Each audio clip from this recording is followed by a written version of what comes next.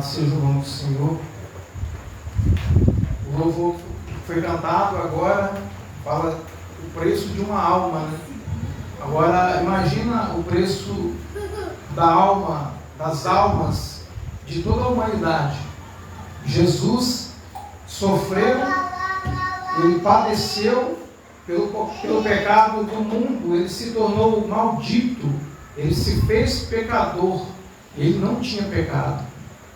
E como ovelha muda foi levado ao matador, e ele não abriu a sua boca. Ele sofreu a tortura, ele sofreu o escárnio, ele foi caluniado. As pessoas passavam e zombavam dele. Colocaram em cima, na cruz, o rei dos judeus. E as pessoas olhavam para ele, né, sangrando, agonizando, e blasfemavam e falavam: se tu és o Cristo, desce daí. Não salvou todo mundo, curou todo mundo e não consegue salvar a ti mesmo. Mas ele olha para o alto, ele olha para o céu e diz: Pai, perdoa-os, porque eles não sabem o que dizem. Quem de nós, olhando para essa circunstância, olharia para alguém que estava te caluniando, e você já no leito de morte? Jesus, ele estava sofrendo, né, ali pela morte de cruz, porque a morte de cruz ela era uma das mais terríveis. Nem o bandido de mais alta periculosidade merecia morrer na cruz, João. A cruz ela era uma das mortes mais terríveis que o Império Romano ele demonstrava ali. Eles riam do sofrimento, e era uma forma de humilhar o criminoso. E Jesus, ele não teve nenhum crime, ele não pecou, ele sofreu pelo pecado da humanidade. E ele disse: tetelestai. Esse tetelestai é como se ele tivesse falado assim: a dívida foi paga, ou seja, está consumado. E nós fomos implantados como justiça ainda na nossa vida. Além de ter a dívida paga, a gente imagina eu e você com uma dívida impagável, uma dívida que não teria como pagar, nem se nós trabalhasse a vida inteira, entregasse a nossa família inteira como escravidão, entregasse todos os nossos parentes sanguíneos, nós não teríamos como pagar essa dívida. E ele foi lá e ele quitou, ele carimbou a cédula: está pago, está consumado. Ou seja, o projeto de salvação foi estabelecido na cruz do Calvário. E ali Jesus, ele comprou cada alma, ele comprou cada uma com seu sangue. É por isso que o sangue de Jesus, ele tem todo o poder. O sangue de Jesus não é qualquer arma de guerra.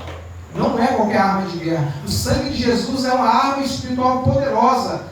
E se a igreja do Senhor, se a igreja contemporânea soubesse o valor que tem o sangue de Jesus, saberia usar e usaria essa arma espiritual.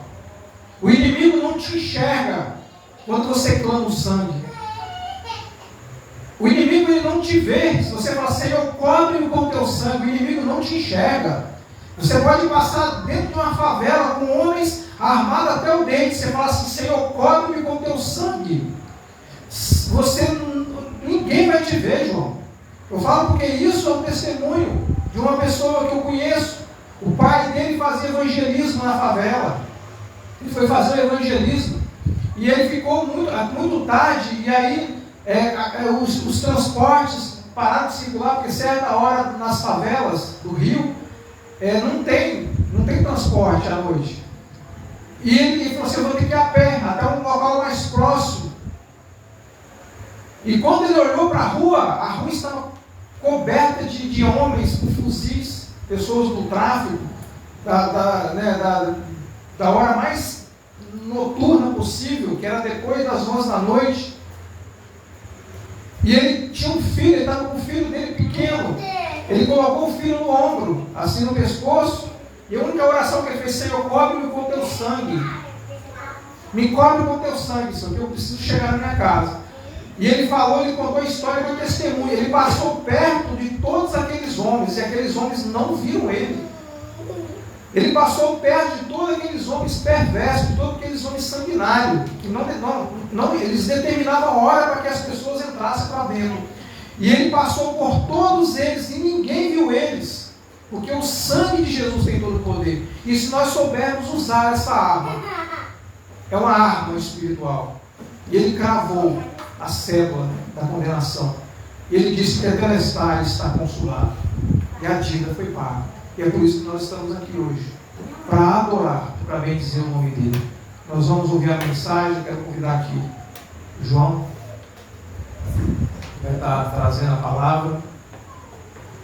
Você coloque sobre os seus pés. Vamos estar orando pela vida do servo. Pai, eu quero aqui nesta hora apresentar a vida do teu filho, Senhor. Pai, sei que ele já está debaixo da tua unção, ó Deus, da tua palavra. Pai querido e Pai amado, eu peço que o Senhor venha nesta hora com a tua presença sobre ele e reveste ele com poder e autoridade, Pai, para ministrar a tua palavra. Sei que ele já está em tuas mãos e que a palavra, Senhor, seja como flecha, seja como fogo, ó Deus, para aquele coração quebrantado, para aquele coração necessitado, angustiado, e que a manifestação da tua glória, da tua presença através da mensagem, ó Pai querido, que venha fluir através da vida dele. Pai, em nome de Jesus eu te peço, ó Deus, pela vida, pelo ministério dele, Pai, nesta noite. Que o Senhor possa visitar a casa, a família, todos aqueles, ó Pai, que o coração dele almeja que sejam alcançados pelo teu evangelho, pela tua glória, pela tua presença. Por todos aqueles que ele tem orado, Senhor, por conversão, que o Senhor possa visitar o lar. Pai, em nome de Jesus, que o Senhor venha ministrar sobre ele a unção poderosa, de renovo, de transformação, e que a palavra que ele falar nesta noite seja o Senhor através da vida dele. Usa mais uma vez, meu Deus, para a honra e para a glória do teu nome, em nome de Jesus. Amém. Saúde a igreja com a paz do Senhor Jesus, amém? Amém. Amém.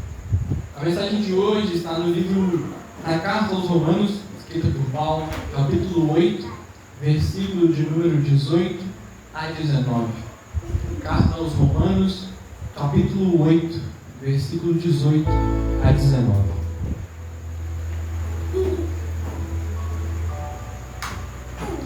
E a palavra do Senhor diz assim: porque para mim, tenho por certo que os sofrimentos do tempo presente não podem ser comparados com a glória a ser revelada em nós. A ardente expectativa da criação aguarda a revelação aos filhos de Deus. Amém? Enquanto eu pensava sobre a palavra, meditava nela, eu me lembrei de algo muito importante, que é o ponto que iremos nos aprofundar hoje. É esse sofrimento que Paulo aborda nesta carta, nestes versículos. Esse sofrimento do tempo presente. E o que ele diz que não se compara com estes sofrimentos. Paulo vem de uma carreira gigantesca de conquistas, sendo aquele homem que era perverso e caçava os cristãos, e veio a se converter milagrosamente. Agora é um evangelista que prega para muitos, que sai aí peregrinando e pregando para aqueles que querem ouvir e necessitam da palavra. Então aqui nós temos Paulo dizendo que a vida que o momento da vida do cristão é um sofrimento. E é verdade. Por muitas vezes, muitas pessoas entram na vida cristã acreditando que a vida da fé é muito fácil, que nós só entramos, adoramos, dando glória e as coisas caem do céu e acontecem. Podem sim, porque nós temos um Deus que é poderoso o suficiente para isso, mas também nós sabemos a dificuldade que é. Sabemos que não é fácil seguir na caminhada, sabemos que não é fácil se manter firme, porque o inimigo é ardiloso, ele parte para cima, ele vem com suas armadilhas e astúcias, mas nós temos uma base. Mas é difícil. Isso é inegavelmente difícil. Nós sofremos. Então, Paulo agora, muito instigado nessa palavra, ele compara, faz uma comparação que para ele não é nada igual. Paulo diz: porque para mim tenho por certo que as dores desse tempo, o que nós passamos pregando, as humilhações que Paulo passava, às vezes no qual ele fora preso por um tempo, quando ele era envergonhado, não era nada, não se comparavam com aquilo que viria no futuro. Mas o que é isso? O que Paulo quer dizer com essa glória que há de vir? O que a criação aguarda? O que a criação almeja tanto? O que é isso que Paulo diz? E é impressionante como que na vida cristã e tanto na vida comum, na vida carnal, cotidiana, nós também sofremos. Por muitas vezes de formas diferentes, por motivos diferentes, com toda certeza. Nós temos em 1 de Pedro, capítulo 2, do versículo 18, diz assim: servos, sejam obedientes ao Senhor de vocês com todo o temor, e não somente se ele for bom e cordial, mas também se for mal. Por isso é agradável a Deus que alguém suporte as tristezas, sofrendo injustamente por motivo de sua consciência para com Deus. Pois, que glória há, se pecando, sendo castigado por isso, vocês o suportam com paciência. Se, entretanto, quando praticam o bem, vocês são igualmente afligidos e o suportam com paciência, isto é agradável a Deus. Aqui nós temos uma afirmação de que em todos os dois lados da moeda, seja no bem ou seja no mal, servindo ao mundo, seja no bem, servindo a Cristo, passamos por aflições e sofrimentos. Mas aqui nós temos uma distinção muito clara. Eu quero citar um exemplo. Digamos que nós queremos conquistar algo. Digamos que uma pessoa no mundo, ela quer muito conquistar um dinheiro para visitar uma festa e curtir com os amigos, passar esse tempo carnal. Então ela trabalha verazmente, suporta o chefe, possivelmente muito zangado com ela. Talvez ela trabalhe no clima quente, num lugar insuportável, isso pode acontecer. E ela suporta isso e vai para a festa e se alegra no final. E aqui nessa carta diz a mesma coisa. Se nós podemos nos alegrar com essas coisas tão fúteis e carnais, se pecando conseguimos suportar essas dificuldades, por que não seguir esses caminhos difíceis da glória? É isso que precisamos. É isso que diz. Porque aqui também diz: quando praticam o bem, vocês são igualmente afligidos e suportam com paciência. Mas que benefício tem isso? Que benefício tem suportar essa dificuldade? E enquanto na caminhada da fé, aqui nós temos: isto é agradável a Deus. Isto é agradável a Deus. Isso é mais do que motivo suficiente para que nós venhamos a sofrer e passar esses momentos difíceis e ainda assim permanecermos firmes. Mas a vida cristã, a vida de quem crê em Cristo e segue a vida de fé, ainda não se torna fácil. Ainda é uma caminhada difícil. Ainda temos muitas bandejas, são muitas pedras no caminho, mas seguimos em frente. Nós temos muito claro. Temos passagem na Bíblia, temos inúmeros exemplos de pessoas que sofreram ferozmente. Uma delas, se me permitem citar um exemplo, é Jó. Aquele muito conhecido por perder muitas coisas. Aquele que sofreu sem nenhum motivo. Vamos recapitular brevemente. No primeiro capítulo, nós temos a famosa descrição de Jó como um homem íntegro e Satanás, vindo à reunião dos filhos de Deus, e chega para incitar o próprio Criador. Então em Jó, primeiro capítulo, versículo 8, diz assim: e o Senhor disse a Satanás: você reparou no meu servo Jó? Não há ninguém como ele na terra. Ele é um homem íntegro, reto, que teme a Deus e se desvia do mal. Versículo 9. Então Satanás respondeu ao Senhor: será que é sem motivo que Jó teme a Deus? Versículo 10. Não é verdade que tu mesmo puseste uma cerca ao redor dele, da tua casa e de tudo que ele tem? Abençoaste as obras de tuas mãos, e os bens se multiplicaram na terra. Então aqui nós temos esse começo muito conhecido. Temos Deus Todo-Poderoso se esbanjando de seu servo. Olha como este homem é bom, íntegro e me serve muito bem. Então Satanás, em sua astúcia mirabolante, genial, vem então e diz: mas este homem mesmo, ele só é bom e serve a ti porque tem muitas coisas. Aí fica fácil. Não é muito fácil servir a Deus quando as coisas são muito boas. Não é muito fácil servir a Deus quando tu és muito abençoado. É isso que ele incita. E convenhamos, é uma verdade de certo modo. Quando nós temos muita coisa, muitos bens, muita unção para distribuir, é alegre. É alegre, nós temos muito bem, o Senhor nos abençoar com casa, carros, mas ele pontua algo que de certo modo nós devemos olhar, não digo que está certo, mas devemos olhar com cuidado. É muito simples servir a Deus quando as coisas estão boas. Mas aqui Deus vai dizer a Satanás: tudo bem, tu achas que ele é só o meu servo bom pelas coisas que tem? E prova. Deus neste momento quer provar a Jó, dizer que Jó é de fato um homem íntegro, que ele confia em teu servo e que ele é sim um homem reto. Então acontecem mais coisas. No mesmo capítulo 1, versículo 15, nós temos o seguinte acontecimento: de repente, os sabeus atacaram e levaram tudo. Estes são aqueles que vieram trazer uma mensagem a Jó e dizem: de repente, os sabeus atacaram e levaram tudo. Mataram os servos a fio da espada. Só eu consegui escapar para trazer a notícia. Não bastante, enquanto este ainda falava, veio outro mensageiro e disse: fogo de Deus caiu do céu e queimou as ovelhas e os servos, destruindo todos eles. Só eu consegui escapar para trazer a notícia.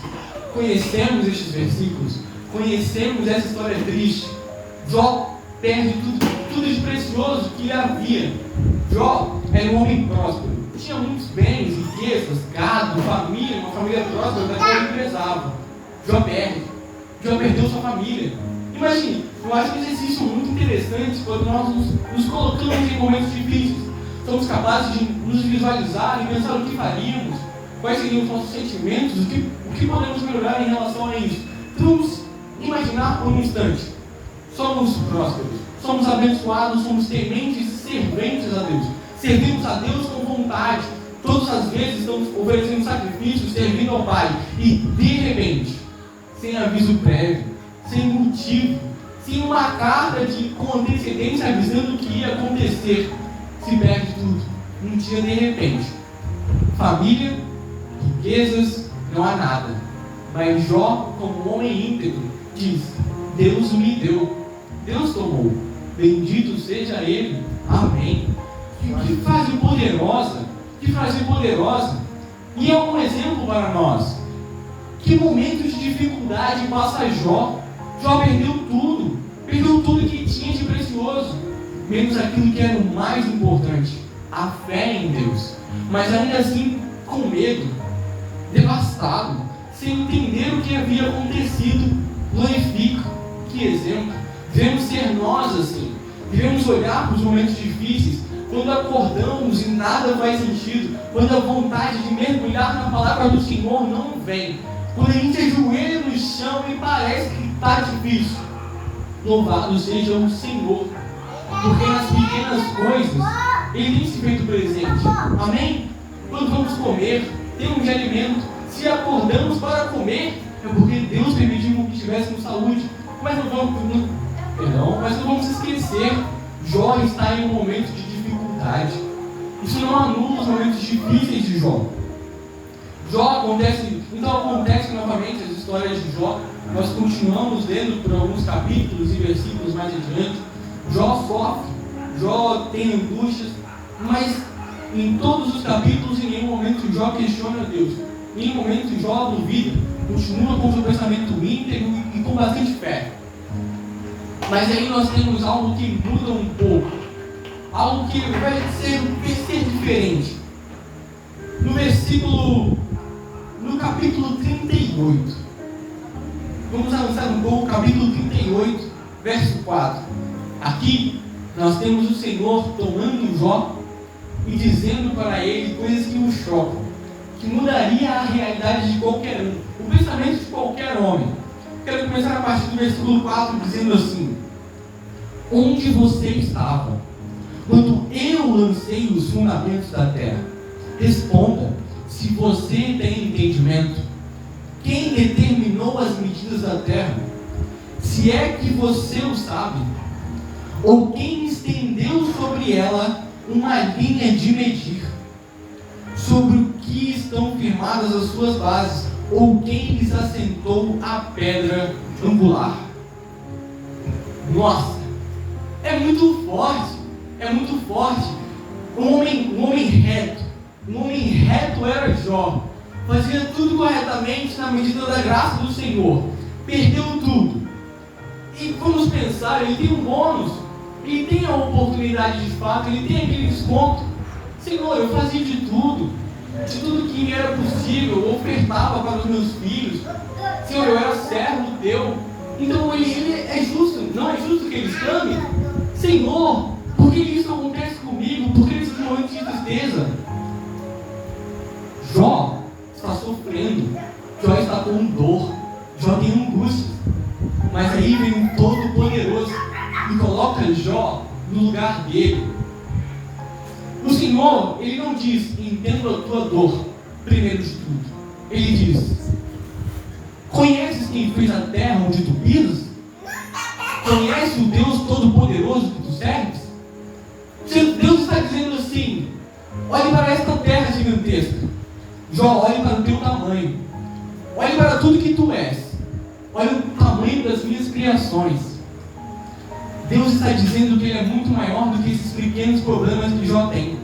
Para Jó, perder a família, os filhos, as coisas, era desmoronar. Mas ainda se mantinha com fé. Para Deus, eram pouquíssimas coisas. Mas a fé que Jó tinha, já era muito importante para Deus.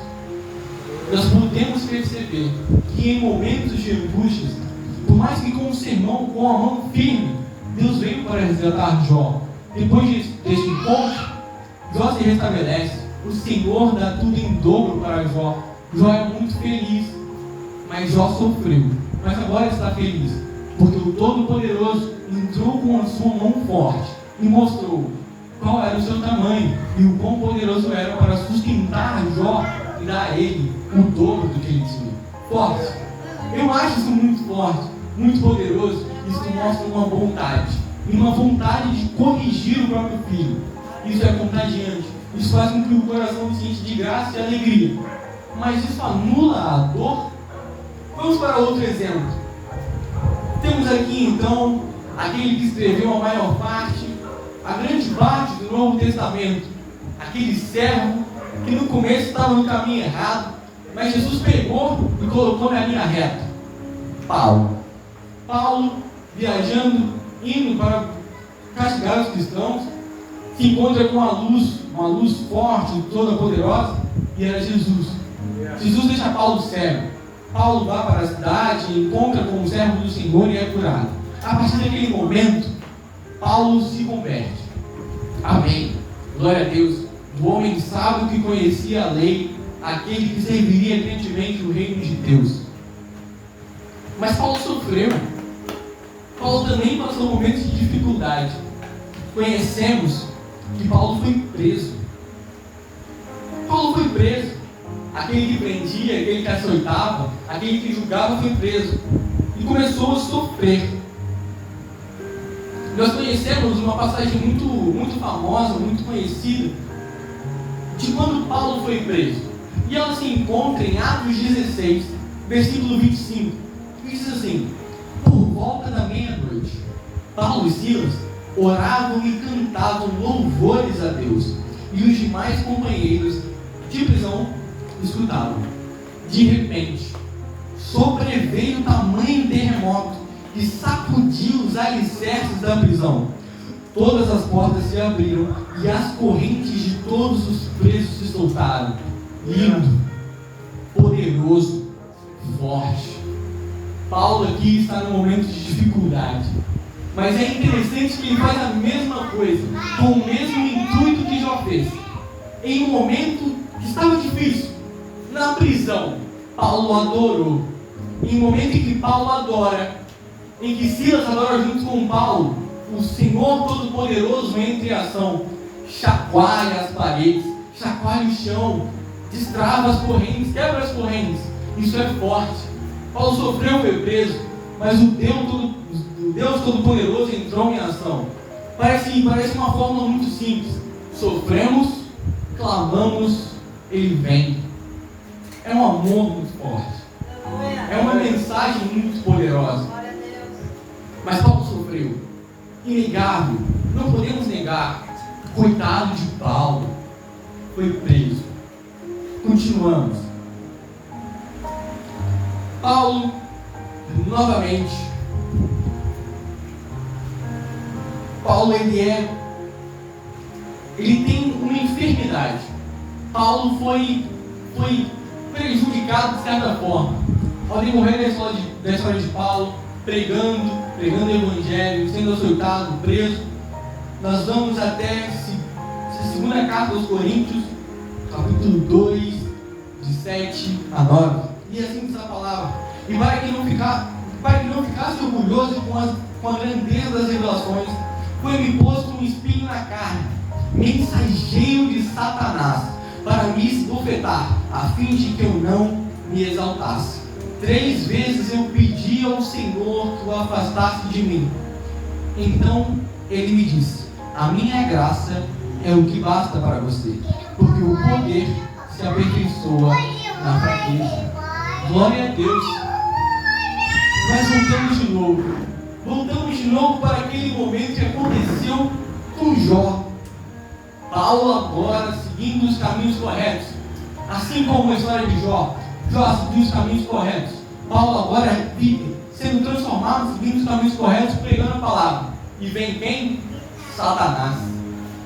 Paulo diz que o espinho na carne, que nós podemos interpretar como alguma ferida física, alguma enfermidade, ou talvez algo no interior de Paulo. Esse não é o ponto aqui. Algo tem causado problemas a Paulo, tanto que ele pede 3 vezes ao Senhor que a afastasse dele.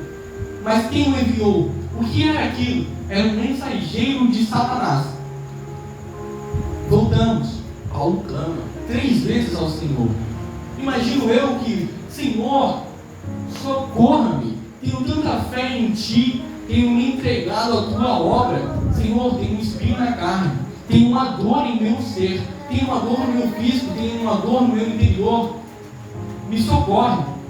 E o Senhor vem mais uma vez, semelhante com o que fez com Jó novamente, e diz: a minha graça é o que basta para você. Assim como fez com Jó, parece que Deus está colocando Paulo em seu lugar. Assim como Jó, ele diz: Jó, eu sou o Todo-Poderoso, estou no comando das coisas, se acalme, ponha-se no seu lugar.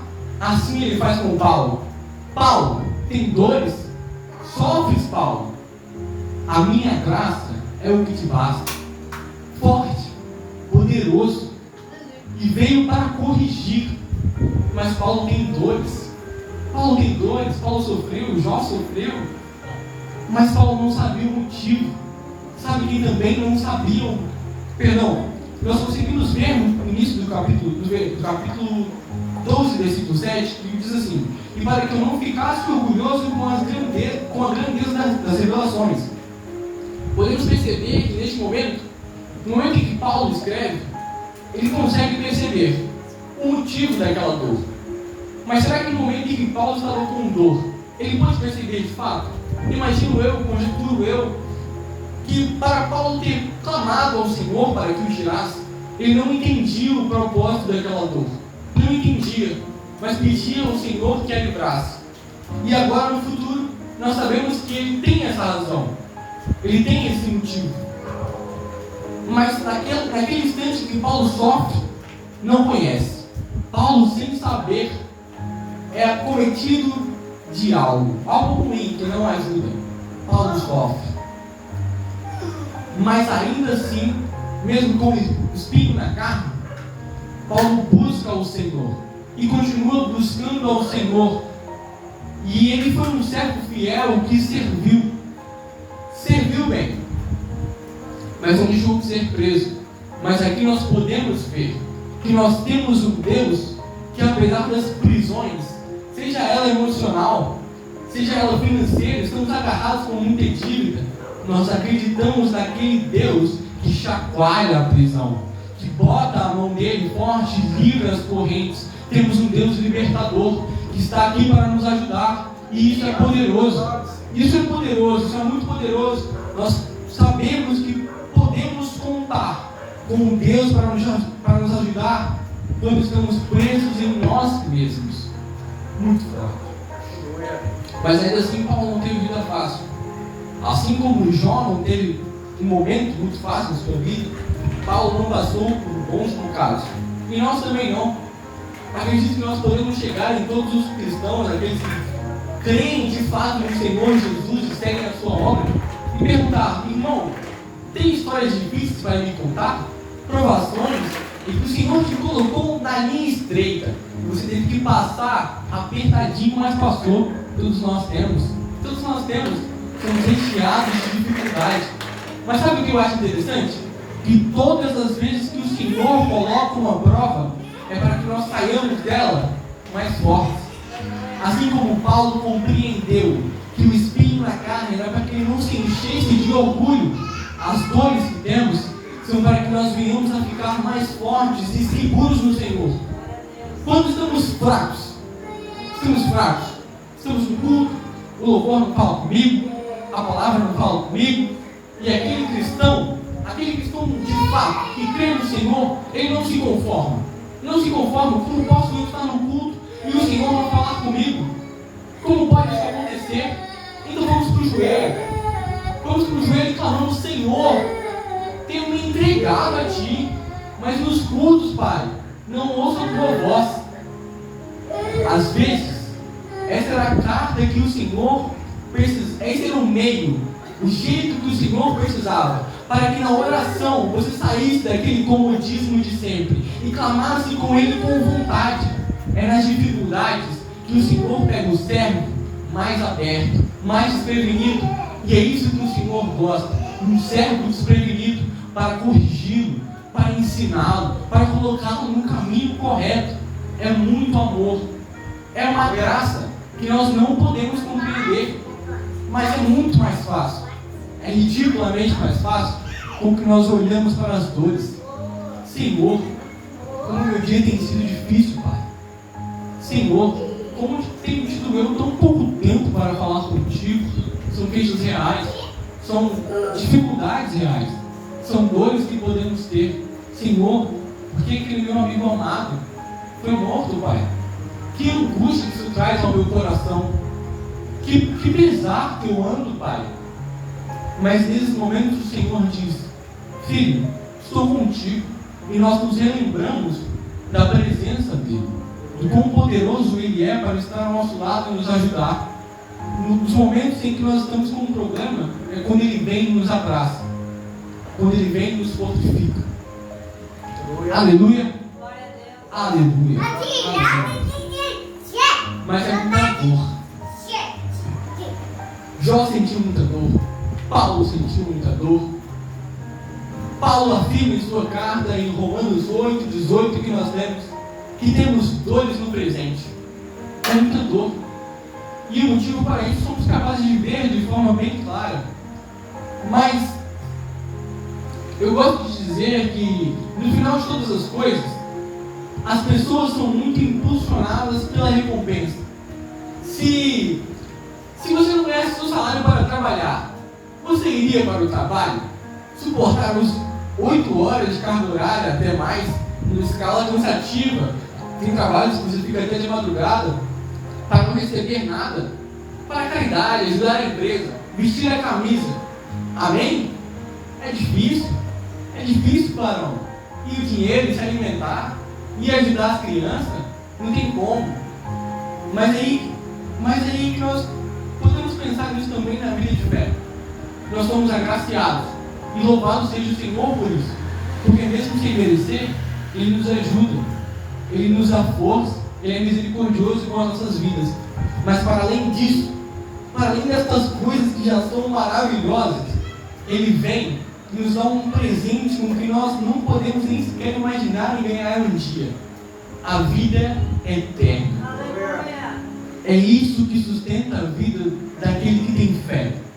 o Senhor Todo-Poderoso com sua graça e a promessa que, apesar destas dores no presente, no futuro estaremos na glória com Cristo, adorando e exaltando o nome do Todo-Poderoso.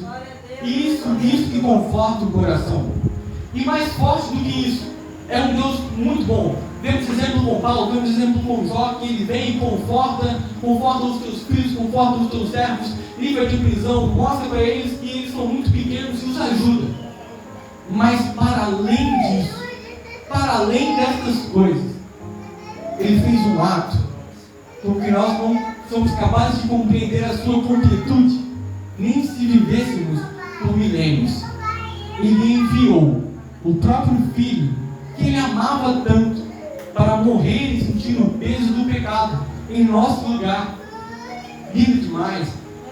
Mas Cristo sofreu, Cristo sentiu dor, Cristo sangrou, Cristo foi machucado, traído, sentiu o peso do pecado imundo, sofreu sem merecer. Não merecia, aquele homem não tinha pecado, aquele homem era perfeito, era a própria encarnação de Deus. Então quem eram aqueles homens para matá-lo, para fazê-lo sofrer? Porque ele chorou tanto, porque ele chorou no monte, porque chorou sangue, porque suou sangue, porque sofreu tanto. Ele sim não tinha motivo para sofrer. Ele sim é o sofrimento supremo. Ele é a dor que não tem justificativa. Jó poderia ser provado, porque a fé dele tinha que ser colocada no fogo para que saísse mais forte. Paulo tinha que ser provado também, para que colocado no desafio, ele saísse mais forte, crente no Senhor. Mas aquele ser perfeito, aquele ser poderoso, aquele ser puro, aquele ser que curava, fazia milagres, veio para os seus o rejeitaram. E essa dor de ser rejeitado pelos seus, quem suporta? Quem suporta o peso da cruz? Quem suporta o peso do pecado? É muita dor na vida do cristão. Mas nós temos que olhar para aquela dor que nós não somos e nunca seremos capazes de suportar. O peso de Cristo, o peso do sacrifício do Senhor. Por isso que nós nunca carregamos. Por isso que Ele tem um fardo leve. Por isso que Ele carrega os nossos pesares. Porque Ele já carregou ela na cruz do Calvário. E Ele está aqui acima de nós, nos dando graça, nos dando essa misericórdia tão boa. E é isso que sustenta as nossas dores. É isso que nos mantém firmes e fortes. Essa graça que nos contagia. Essa graça que comove o nosso coração. Esse Deus poderoso. Essa salvação tão boa que vamos vir a ter. Que vamos ter na graça, na glória. Junto a Cristo. Voltamos. Vamos voltar. Jó sofreu. Jó perdeu tudo sem razão. Paulo sofreu, Paulo foi preso. Paulo tinha um espinho na carne. Paulo não entendia o motivo. Paulo foi humilhado. Cristo morreu. Cristo morreu por nós. Cristo sofreu a dor que nós não seríamos capazes de sofrer. Mas a eternidade nos sustenta. Porque aquele que morreu por nós, aquele que sofreu por nós, lá em cima nos aguarda. E esse é o nosso conforto. Esse é o nosso sustento. Irmão, sente dores? Irmão, está difícil? Tem sido pesado o fardo? Senhor tem cobrado mais de ti? Hoje Ele veio para falar para nós que, independente de qualquer coisa, Ele está aqui para nos corrigir. Que o Filho dele já pagou o preço mais caro. Que o que nós precisamos é estar dispostos a, no momento de dificuldade, fazer como Jó e louvar ao Senhor. Assim como Paulo, estando na prisão, na angústia, na dificuldade, levantar a voz para o alto e glorificar, adorar, junto com o seu irmão. O irmão está difícil, junto com o outro, vamos louvar ao Senhor, vamos agradecer essa graça maravilhosa. Irmão, mas eu estava indo para a igreja e meu carro quebrou, misericórdia. Misericórdia, o carro do irmão quebrou. Mas se pararmos para pensar, seu carro só quebrou, irmão, porque o Senhor te deu a condição de trabalhar para ter um carro. O Senhor te deu a condição de acordar vivo, debaixo da graça dele para perceber que tem um carro quebrado. É difícil olhar para essas situações como coisas boas, mas são maravilhosas, comparado com o que merecemos. E o que nós venhamos refletir, que apesar das dores, apesar das dificuldades, temos laços muito fortes. O Cristo que morreu por nós e a eternidade que Ele está lá e nos aguarda. Que o Senhor venha falar conosco cada vez mais. E que nos momentos de fraqueza nós venhamos estar com Ele, contentes e debaixo da graça. Amém. Agradeço a oportunidade.